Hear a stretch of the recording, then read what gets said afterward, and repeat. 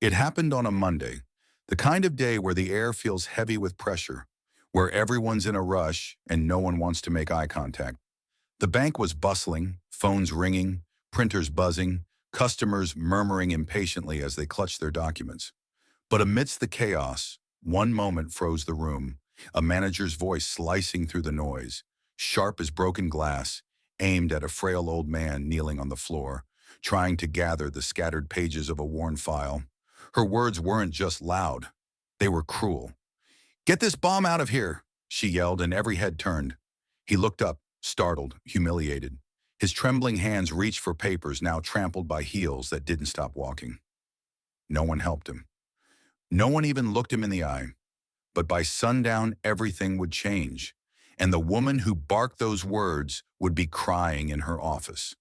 The weight of a $3 billion deal slipped right through her fingers because of the man she shamed.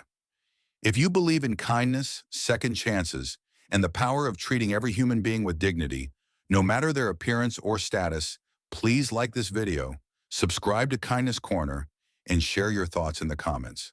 Let's spread stories that remind us what truly matters in life.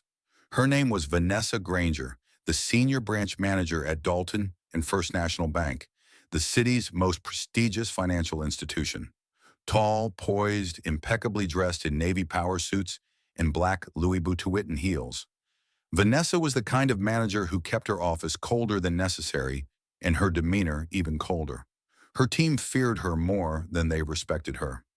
Efficiency was her gospel, and she prided herself on numbers, daily targets, quarterly projections, retention metrics. She didn't care for sob stories or unpolished clients. To her, success was sharp-edged and unapologetic.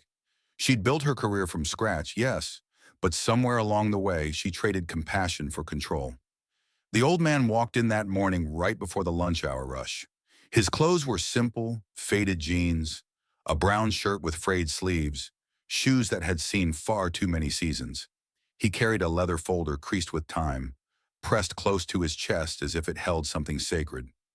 No one offered him a greeting. He walked to the counter and softly asked the teller for help with an account.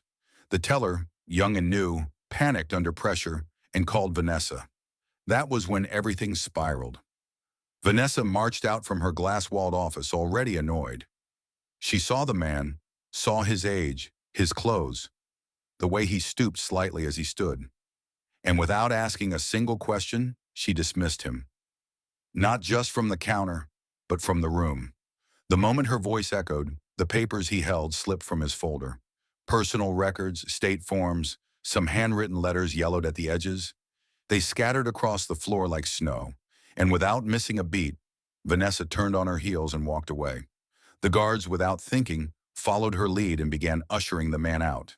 He didn't argue. He didn't raise his voice. He simply bent down silently, picking up his scattered life in front of strangers who stared but didn't move. He left with his head bowed. And with that, Vanessa's Monday continued. That afternoon, she had her sights set on something much bigger.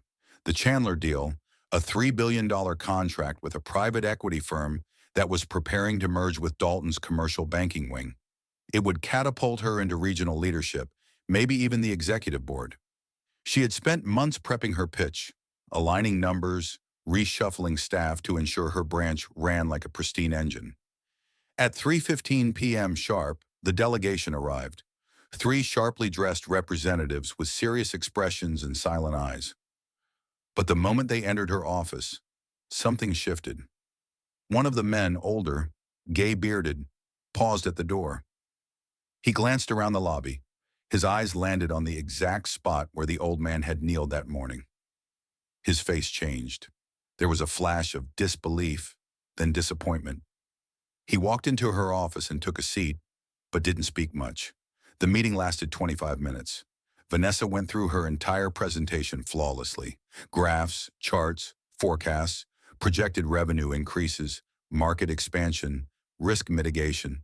She smiled as she spoke, confident, believing the future was just inches from her grasp. But when she finished, the room was silent. The older man finally spoke, his voice calm, steady. "I was here earlier," he said.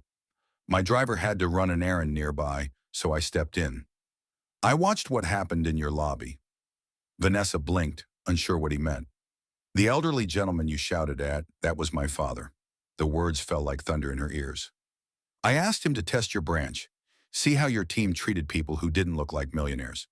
He's one of the original founders of Chandler Holdings.